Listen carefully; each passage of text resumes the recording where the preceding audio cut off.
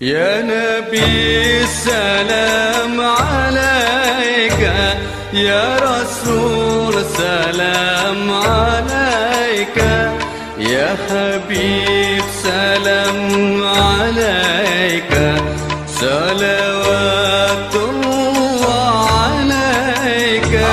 يا نبي سلام عليك، يا رسول سلام عليك، يا حبيب سلام عليك، صلوات الله عليك.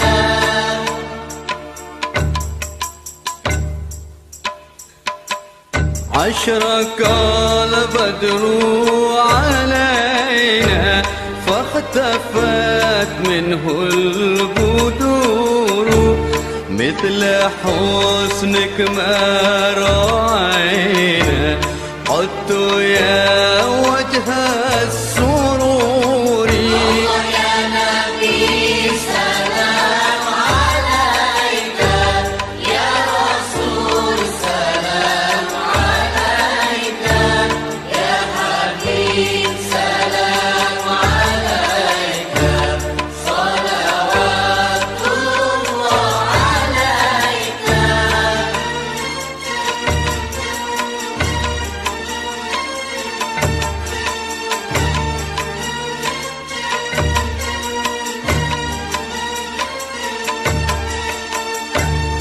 أنت شمس أنت بدر، أنت نور فوق نوري، أنت إكسر وغالي، أنت مصباح الصدور. يا نبي سلام عليك، يا رسول سلام عليك.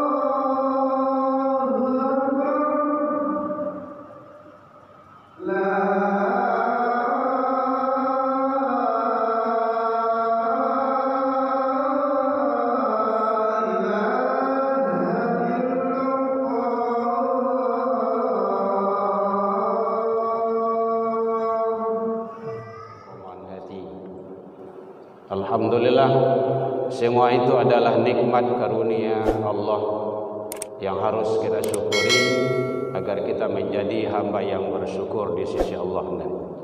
Selawat dan salam kepada Nabi besar Muhammad sallallahu alaihi wasallam. Allahumma shalli ala Muhammad wa ala ali Muhammad.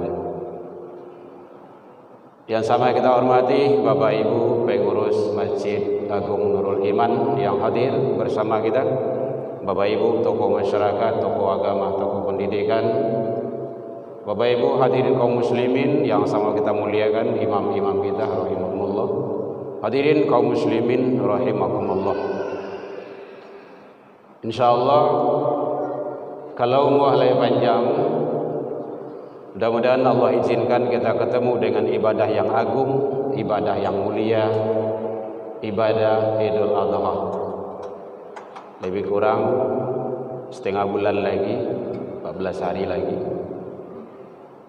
Oleh sebab itu, mari sama-sama kita persiapkan, sama-sama kita jalankan dan kita laksanakan ibadah yang mulia ini.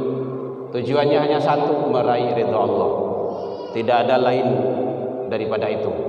Ibadah yang kita lakukan, yang kita persembahkan hanya mengharap ridha Allah.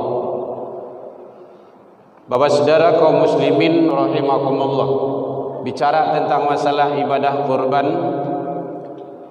di dalam Al-Quran Allah menjelaskan Al-Kautsar ayat 1-2 tentang perintah. Al-Hajj 22-34 Allah jelaskan tentang syarat, hikmah, manfaat, keutamaan, fadilah, faedah.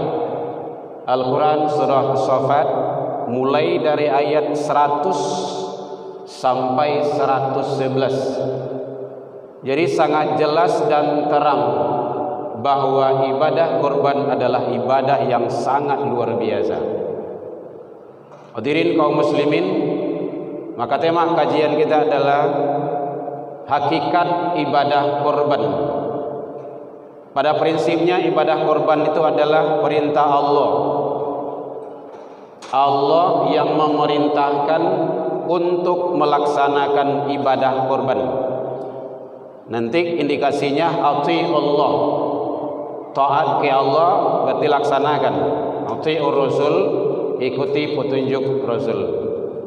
Di dalam Al-Quran surah Al-Hajj 34 Allah jelaskan, walikulli ummatin ja'alna mansaka, bagi tiap-tiap umat telah kami syariatkan penyembelihan kurban, liyadhkuru ismallah ala ma razaqahum min bahimatil an'am, agar mereka menyebut nama Allah terhadap binatang ternak yang telah direzekikan kepada mereka. Fa ilahukum ilahun wahid, maka karena itu Tuhanmu ialah Tuhan yang satu, Allah.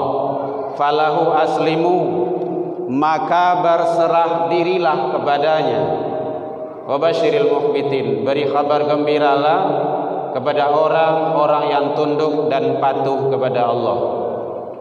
Hadirin kaum muslimin, walikulli ummah, dan bagi tiap-tiap umat, berarti seluruh umat Allah syariatkan untuk penyelenggaraan ibadah kurban. Hadirin kaum muslimin, pengertian ibadah kurban itu qaraba, qarib artinya dekat. Artinya apa? Dengan pelaksanaan ibadah kurban, kita semakin dekat dengan Allah. Kalau awak rajin kurban setiap tahun, ikut ibadah kurban, maka wajib kita untuk dekat kepada Allah. Dekat di rumah masjid, di musalla, rumah ibadah. Jangan kebalik. Kurban rajin, sembahyang malih, solat dah mau. Itu tidak benar itu. Jadi qarib, mendekat. Penyembelihan hewan ternak pada hari raya Idul Adha untuk meraih ridha Allah. Itu definisinya. Jadi yang disembelih itu hewan ternak. Kapan? Idul Adha. Dan waktunya hanya 4 hari. Hadirin, 4 hari. Tanggal 10 hari raya itu siap khutbah, sudah boleh.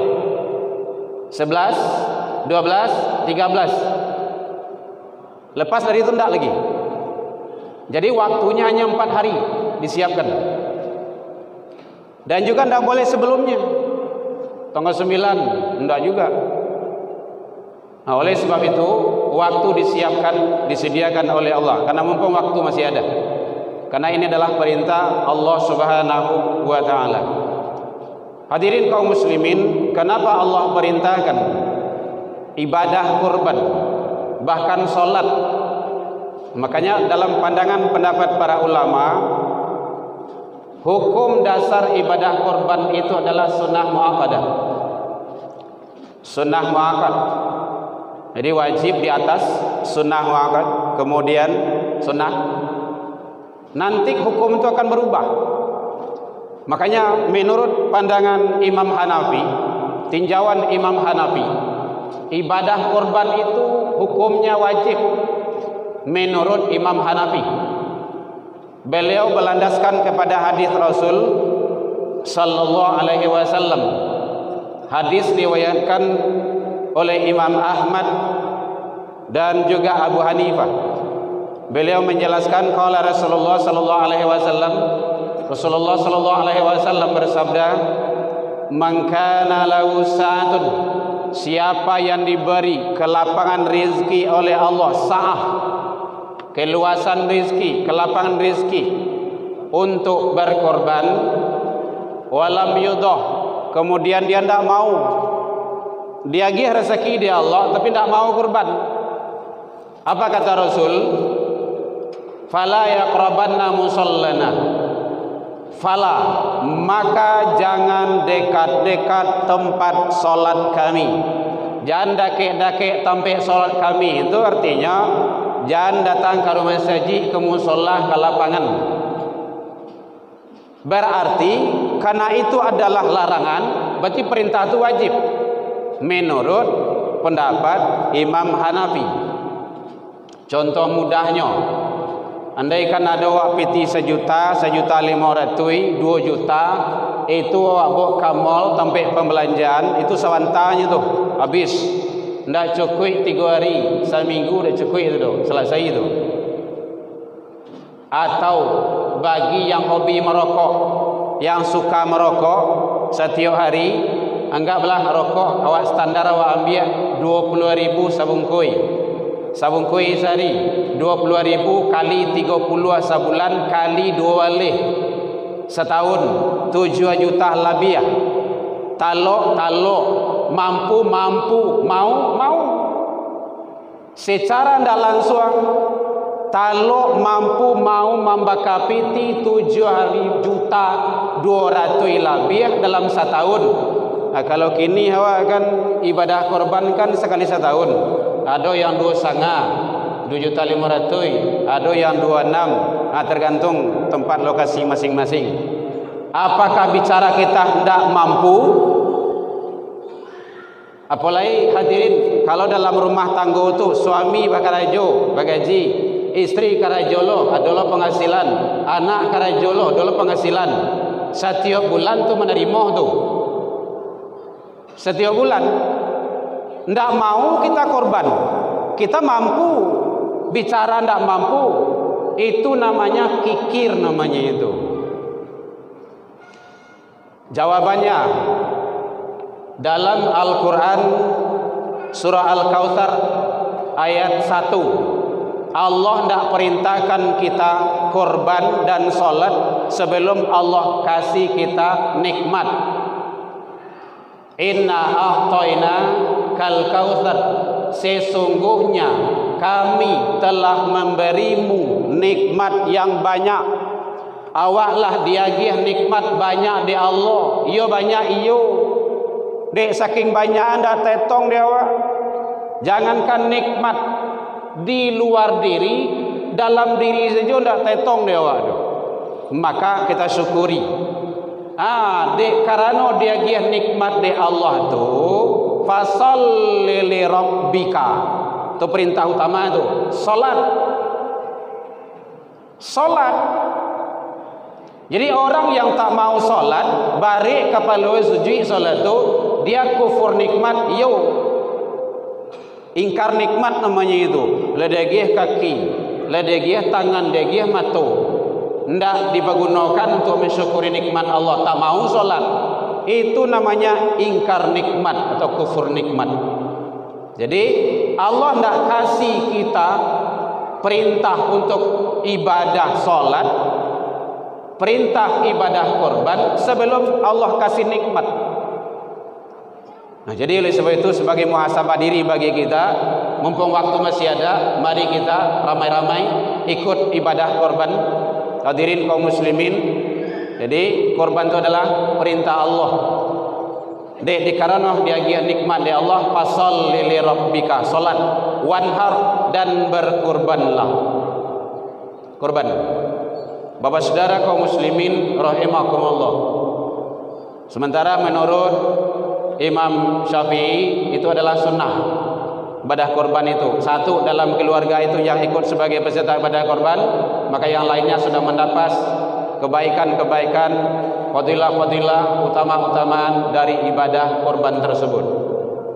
Maka oleh sebab itu, mari kita selenggarakan ibadah korban ini sebaik-baiknya.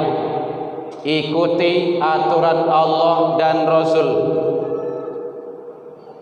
terutama kepada panitia penyelenggara. Kita ini adalah panitia penyelenggara. Jadi jangan sampai melanggar aturan-aturan Allah, aturan-aturan Rasul. Bagaimana Rasulullah sallallahu alaihi wasallam mencontohkan untuk ibadah korban, kita ikuti dengan sebaik-baiknya. Hadirin kaum muslimin rahimakumullah. Terakhir, hikmah daripada ibadah korban tersebut adalah man qaraba korbanan fihi fabiya wali fitrah. Siapa yang ikut menyelenggarakan ibadah korban, dia kembali kepada fitrahnya. Qadras min damihi, tak kalah tetesan darah ke bumi dalam pemotongan hewan korban itu, ghufiralahu, diampuni dosanya. Kalau bapak ikut sebagai peserta ibadah korban, terdaftar namanya, tak kalah penyembelihan itu langsung mendapat ampunan dari Allah. Wa dunuba ahliha, dan dosa-dosa keluarganya. Ibu ikut sebagai peserta ibadah korban, terdaftar nama, ibu dapat ampunan. Kemudian ahliya, keluarga, ya suami, ya anak, orang tua, mertua, mendapat ampunan dari Allah karena istri tadi ikut sebagai peserta ibadah korban, baik yang hidup ataupun yang sudah wafat. Jadi oleh sebab itu, mari sama-sama, karena waktu masih ada, daftarkan diri kita, keluarga kita, sama-sama untuk menyelenggarakan ibadah korban, ibadah yang mulia ini. Pak, kami dalam rumah itu belimohnya, ndak ada, bawa saya jawi siku, ndak harus bertujuh lah doh. 3 orang boleh, antar ke pengurus, buat saja nama, kemudian dan keluarga, boleh. Ada riwayat Nabi Ibrahim itu dalam rumah berapa orang? Beliau Nabi Allah Ibrahim alaihissalam, kemudian anak belum ada saat itu, sampai ratusan ekor beliau ikut korban. Istri 2. Nabi Ibrahim 1, istri 2. Hanya 3. Tapi begitu banyak beliau menyelenggarakan ibadah korban. Boleh. Karena nanti di sana adalah sa'ah, kemampuan dan kesanggupan. Jadi oleh sebab itu, hadirin kaum muslimin, mari kita tunaikan ibadah yang mulia ini dengan sebaik-baiknya agar kita mendapat ridha Allah Subhanahu wa taala.